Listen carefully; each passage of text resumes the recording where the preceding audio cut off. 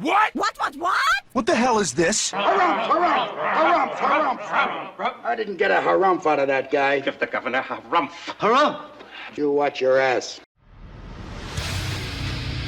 I see you shiver with anticipation.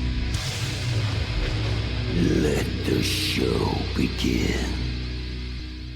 Hey everybody, this is David Heretic coming at you with another edition of Reactions, Reviews, and Rants. And tonight... Oh, okay, here we go. Making his debut on the channel tonight. We have Meatloaf. Yes, indeed. How about that? Meatloaf making his debut on the channel. Before we go any further, for those of you who are feeling inclined to do all the clicks and the likes and the bibbity-boobity bop, do me a favor, before you do all that stuff, please watch the whole video first, okay? Give me a chance to actually earn those clicks and likes. Now, after the video's done, if you still feel like doing all those clicks and likes, then by all means, feel free to click away. This is a request from Java Devil, and this is actually one of Java Devil's 3 prioritized requests for the month of January for being a gold tier member on the Patreon page. So here you go, Java Devil. I hope you enjoy the show, man. Java Devil wanted to see me react to this song by Meatloaf. It is a live performance of his hit song, I'd Do Anything for Love. Now, have I heard this song before? Full disclosure, yes, I have. I have definitely heard this song before. As a matter of fact, believe it or not, I've played this song a couple of times. Not too many. Off the top of my head, I think I've only played it twice, but I've still played it. So yes, I am very familiar with the song. But this is, as Java Devil points out, this is a live performance. So, full disclosure, full transparency, I will not be reacting to the song itself in any way, shape, or form. I will not be reacting to the songwriting, the arranging, nothing like that. Because, like I said, I've already made it very clear, I'm familiar with the song, so I cannot do an honest reaction to the song.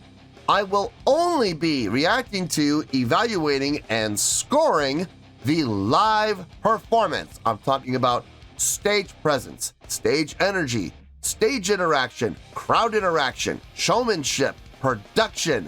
I'm talking about these 6 things. That's the only thing I'm really going to be looking at. I will take into account how well they play the song, but not that much. It's really going to be focusing on the live performance. So please keep that in mind. This was posted by MLBF, okay? And the video has 406,000 views. It'll get you there. Other than that, there's really nothing else left to say. Link to the original video will be down below in the video description for your viewing pleasure at your leisure. Let's get started. What do you say? Are you ready? Are you ready? Because here we go. All right, here we go. Meatloaf, I'd Do Anything for Love, live in Orlando, 1993. Cool. All right, let's do this. All right, boy, let's do this. I said, are you ready? Please welcome Meatloaf and the Neverland Express.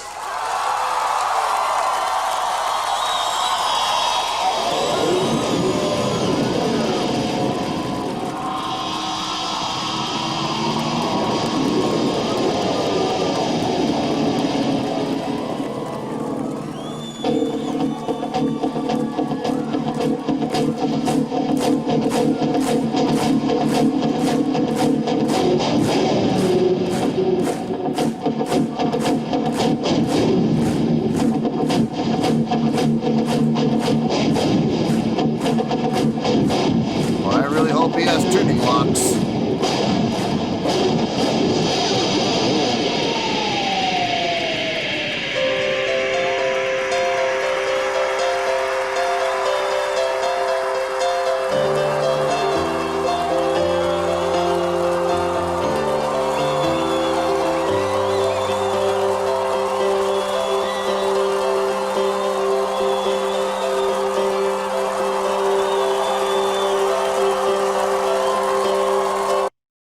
I love how he comes on stage with this like surprised look like, what's this? A party? Why didn't I hear about it? I love that. That's great. What a way to sell it. He has this, all this drop jaw, like deer in the headlights look on his face, like, oh my God, there's so many people. Dude, come on. You probably were told how many people were in the crowd beforehand. We got a sold out show again today, Meat. But that's great. Look, that's great showmanship. That's fantastic showmanship. So you gotta give him credit for it. I just found it entertaining, that's all.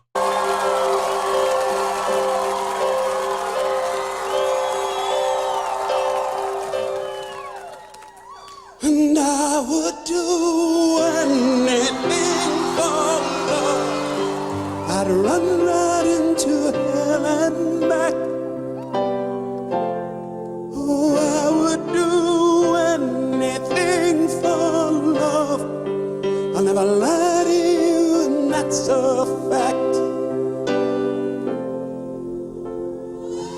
But I'll never forget the way I feel right now. No way. And I would do anything for love. Oh, I would do anything for love. Oh, I would do anything for love. But I won't do that. No, I won't do that.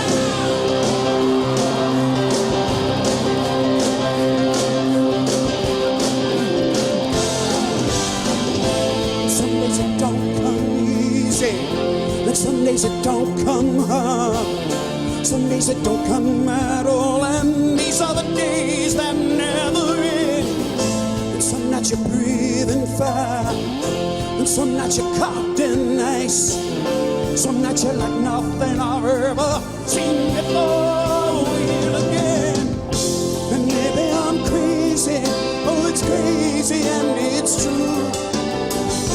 I know you can save me, no one else can save me now but you. As long as the planets are turning, as long as the fires are burning, as long as your dreams are coming true, you better believe it, that I will do anything for love. I mean, okay, they're doing a fine job of playing the song. Okay, I will absolutely give it that. They're doing a fantastic job of playing the song. Having said that, though,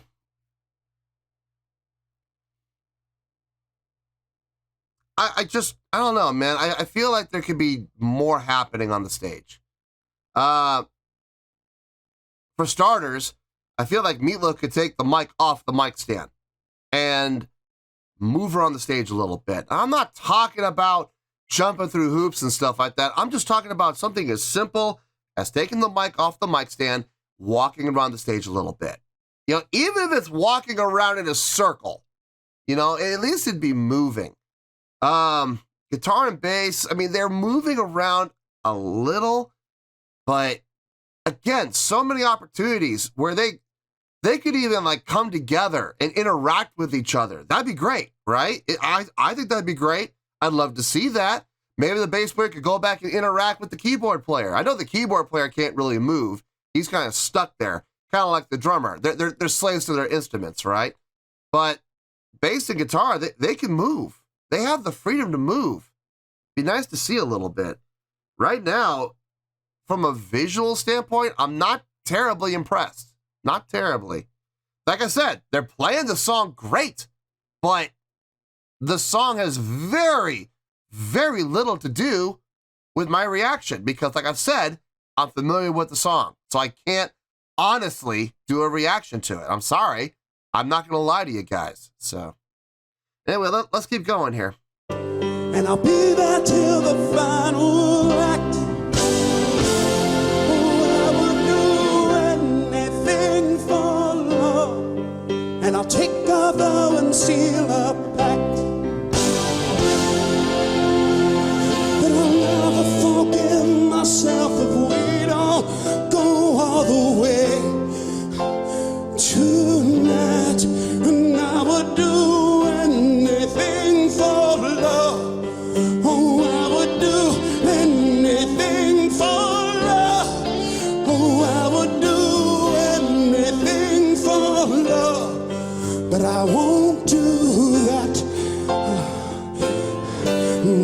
I won't do. I would do anything for love, anything you've been dreaming of, but I just won't do that. I would do anything for love, anything you've been dreaming of, but I just won't do that.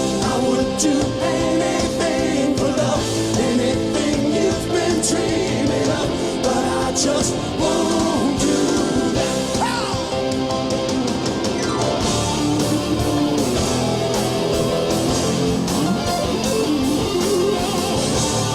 Okay, now we're getting some movement. That's good.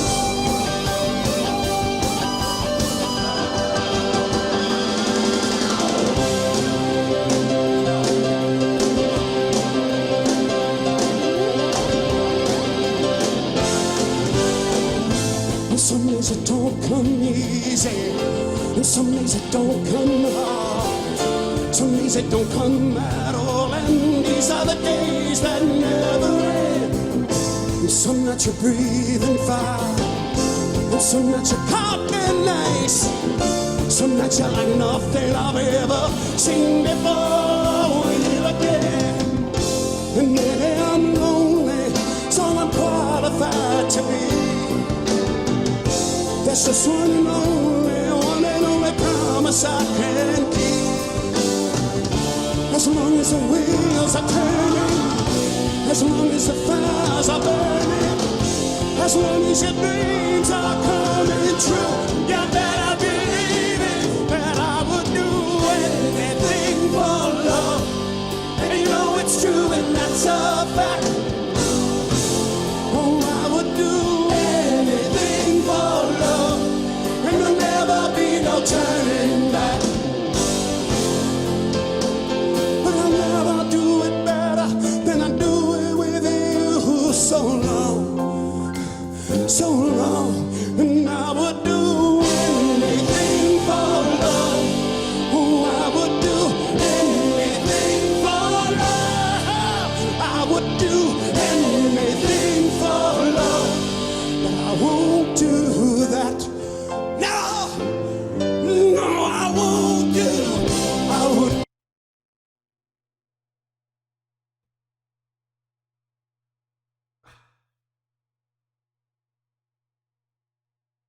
I mean, I'm just gonna say the same thing I said before. Now I will say I have seen some movement and motion on stage now. I see it. I see a little spurt here. I see a little flicker there. You know, I see a little sliver there. And that's good. I'm glad I'm seeing that. It's better than not seeing any at all. So that helps. But at the same time, it's like I'm still seeing so many missed opportunities. Now, I understand that everybody's on a mic to do the backing vocals, but when the verses are going on, there's no need to stand right by your microphone. You don't need to do that. You got 32 measures to play with. You know, 32 measures are going to go by before you have to get on that mic. So, I don't know. Maybe, I don't know. Maybe it's just me. But I just, it's frustrating. It's very, very frustrating to see so many opportunities go by and not be capitalized on. It's like you're playing hockey, right? And there are so many times where the goalie is clearly out of position. He's out of the crease. You got a shot on goal. You got like an 80% chance of making the goal. And you don't take the shot. It's like, what are you waiting for? Instead, you pass it. You're on the right wing, right? And the goalie is way out of position on his right side of the crease. You got a perfect shot. And what do? You pass it over to the left winger. Why in the world would you do that? Or worse, you pass it back to left D. Dear Lord, I don't get it. I don't get it. So many opportunities. It's almost like they're scared to do it, and I don't understand it. Maybe, okay, look. Maybe, possibly, this is all Meatloaf's doing. Maybe, Listen, it's his band, it's his show, right? Maybe it's his call. Maybe he has told guitar and bass, do not move around. Stay there, do not leave your positions. Maybe that's possible. You know, maybe I'm looking at it too harshly, and maybe that's reality. If that's the case, why? Why would you do that? Why would you handcuff your band like that? I hate playing in bands like that. When I get hired for a gig and the band leader, I show up and I plug in and I'm ready to go, and the band leader says, stay over there, stand next to the drummer on the hi-hat side, and just stand there. Don't move. You're a goddamn disgrace. If the money's good, I'll do it. But I'm going to be honest with you, folks. I have walked out. I have quit. I have told them, listen, you hired the wrong guy. You know, I am known for being a showman. I am known for my showmanship. And I told you this going in. And I'll always ask that question. You know, what am I doing as far as performance goes? If you're just hiring a bass player to stand back there and do nothing, you're hiring the wrong guy. You know, you could hire a bass player who will probably charge you less and will do exactly what you want and just stand back there and play. You know, but I mean, that's not for me. Now, if the pay is really good, all right, fine, I'll stand back there. But I'm not thrilled about it. Anyway, let's keep going here. Do anything for love, anything you've been dreaming of, but I just won't do that. I would do anything for love, anything you've been dreaming of, but I just won't do that. I would do anything for love, anything you've been dreaming of, but I just won't do that. I would do anything for love, anything you've been dreaming of, but I just won't do. But I'll never stop dreaming of you every night of my life. No way, and I would do anything for love. Oh, I would do anything for love. Oh, I would do anything for love, but I won't do that. No, I won't do. You raise me up, will you help me down? I was wondering. Get me right out of this God-forsaken town. Can you make it all a little less cold? I can do that. Oh, I can do that. Sacred, will you hold me tight? Can you colorize my life? I'm so sick of black and white. Can you make it all a little less so? Oh, I can do that. Oh, I can do that. Some magic with your road to hell.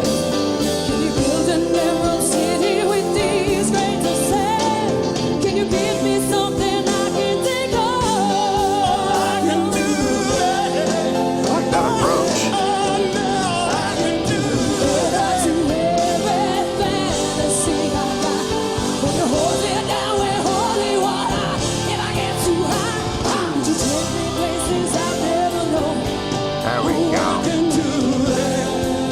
I know I can do that. You'll forget everything. There's a brief interlude, and I'm in summer night's flame, and you see that it's time to move on. I won't do that. No, I won't do that. I know the territory I've been around. It'll all turn to dust and we'll all fall down. Sooner or later you'll be screwing around. Nice pause. Nice pause. Great pause right there. Very impactful pause. I don't know if she's the same lady that does the recording. I don't know if that's the same vocalist or not. Kind of sounds like her. But I mean, voices can be emulated pretty easily, so I don't know if that's her or not. But whether she is the original vocalist on the recording or not, she's doing a great job. She's doing a fantastic job. Now, as soon as she came out, he got animated. Now they're telling the story through their body language, through their movements, through their facial expressions. Now they are telling a story. I wish we could have seen more of that at the beginning. Now what I'm seeing, this is good. This is really good. I wish we could have seen more of it through the whole song. He's got the mic off the mic stand. He's moving around the stage. He's interacting with the crowd through big, grandiose arm movements and facial expressions. She is as well. I mean, they both are. They're interacting with each other, so we got our stage interaction now. Now we're seeing some great things happening on the stage. It's just such a shame that we had to wait 2/3 of the way through the song to get to it. That kills me. Absolutely kills me. But at least we're getting it now. So I'm happy. I'm not thrilled, but I'm happy. Anyway, let's see how long this pause is going to go for. Great pause, though. Great placement of that pause. Screwing around.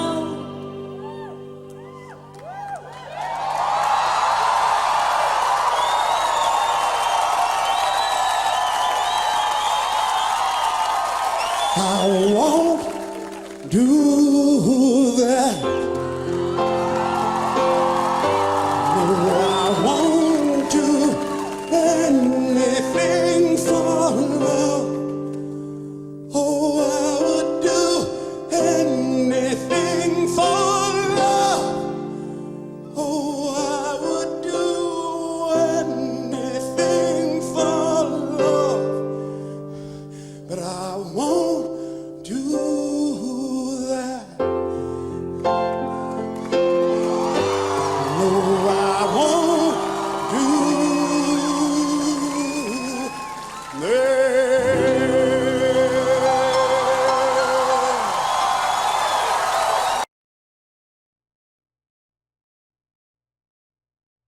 Ah! Oh man, this is gonna be interesting. I'm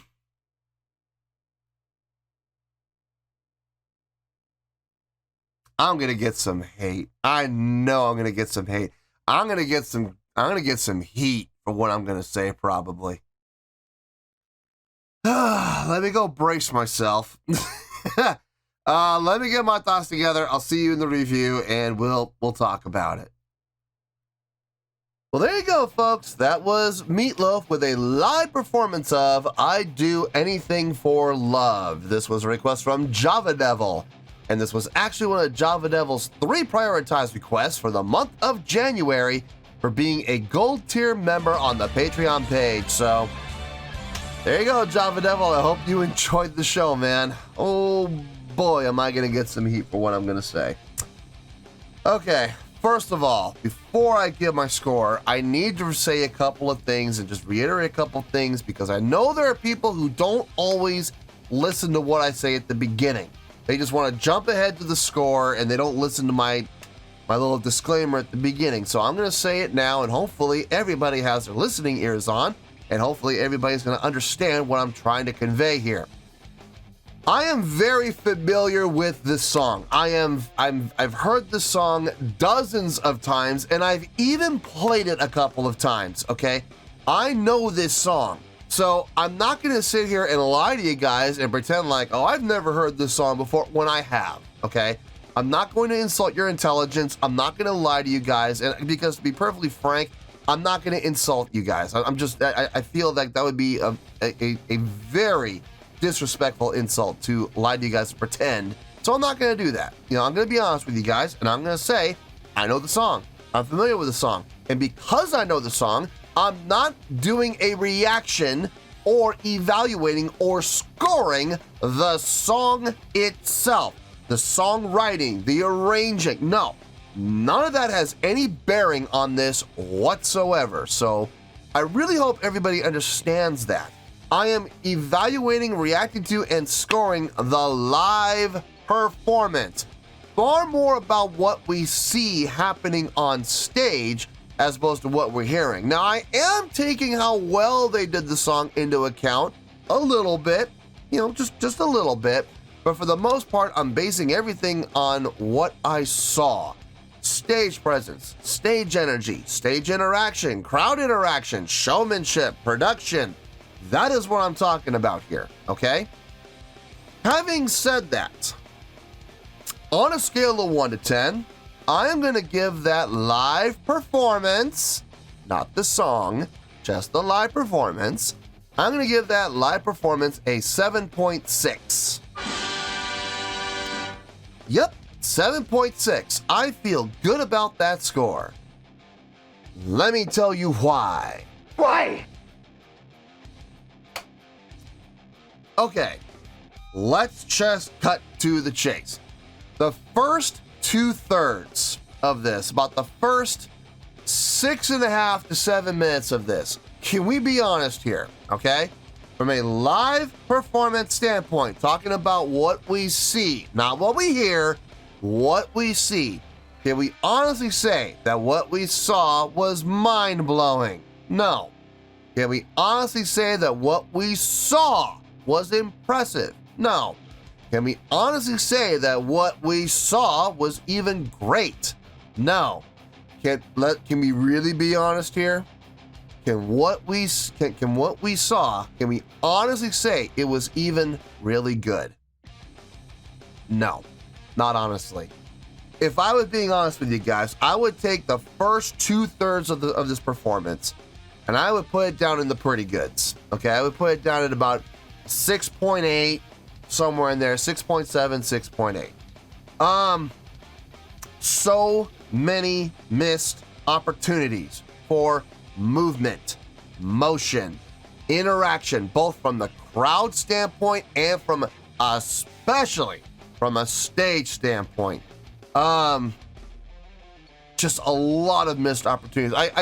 I use that analogy of being a hockey player, right? Let's say you're on the right wing and you pass the puck over to the left dekes, left passes it back. You manage to fool the goalie and, break his ankles. He is clear over on the right side of his crease. You have about a 3-foot wide opening on his goal on the right, on your side. You're all set. You wind up, take that slap shot, and what do? You pass it back to left defense. You kidding me? Why in the world would you do that? Same thing here.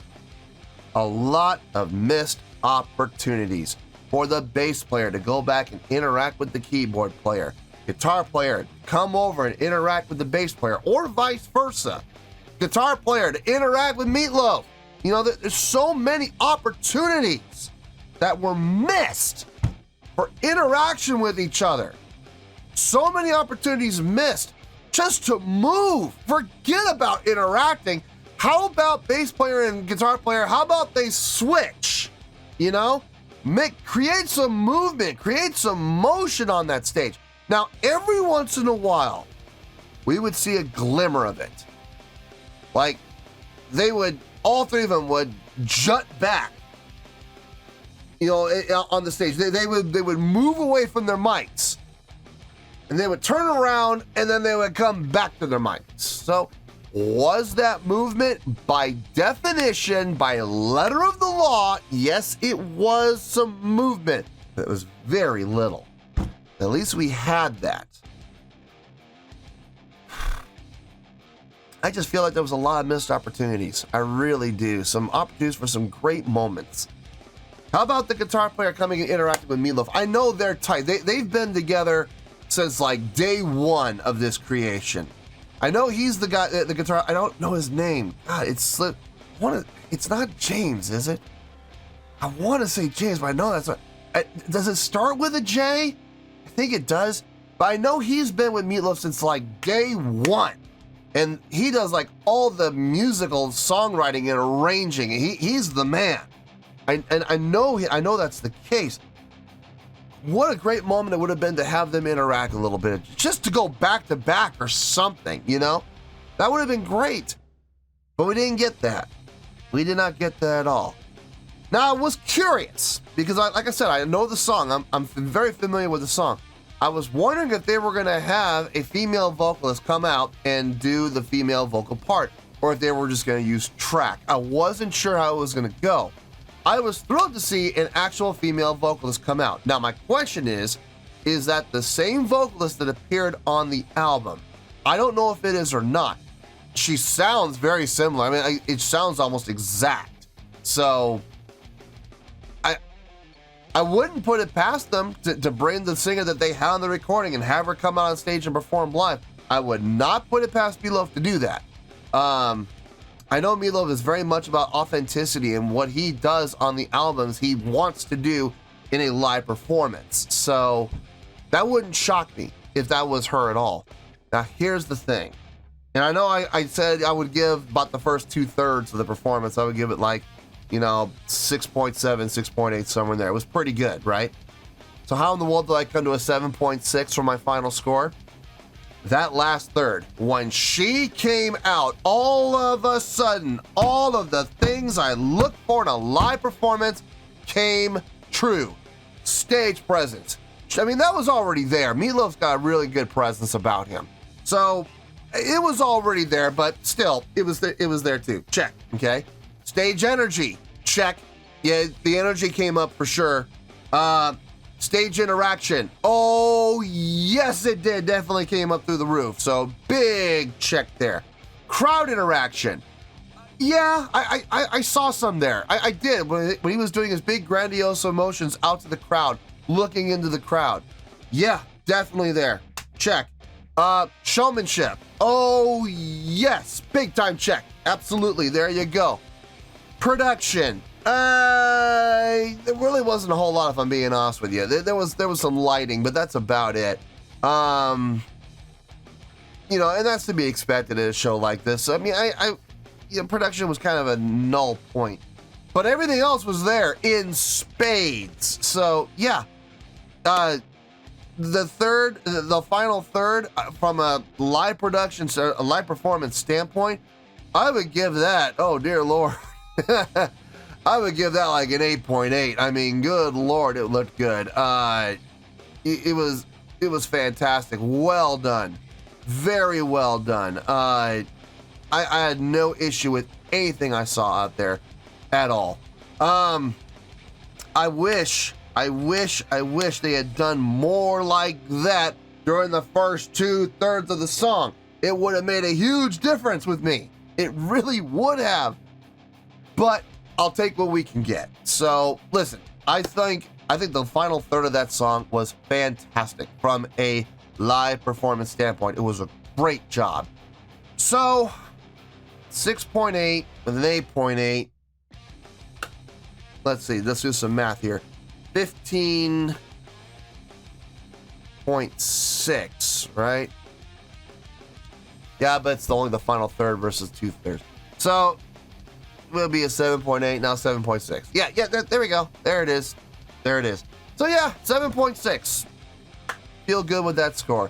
I know a lot of Meatloaf fans are probably here for the very first time, and they're wondering what that 7.6, and they're probably thinking to themselves, that's a terrible score, that's a horrible score. No, it's not. I go all the way down into the ones and zeros. I even go down into 0 on occasion. You want to hear about a terrible score, let's talk about maybe a 1.4 or a 2.2.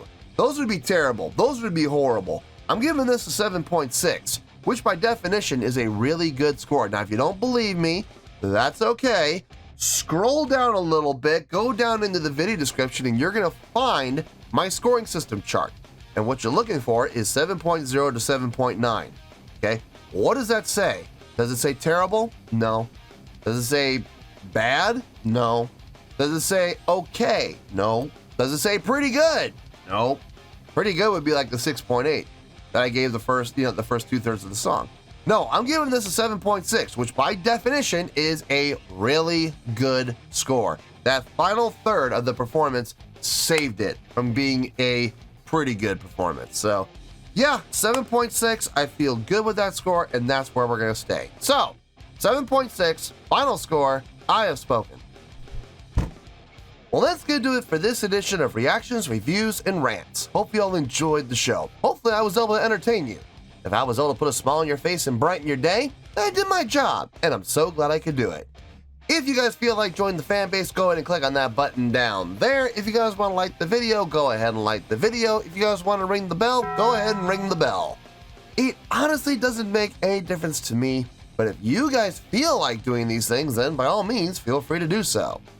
Well, that's going to do it for tonight, folks. Thank you very much for watching, and as always, this is David Heretic signing off, reminding you to stay fabulous and support each other. Later. Peace.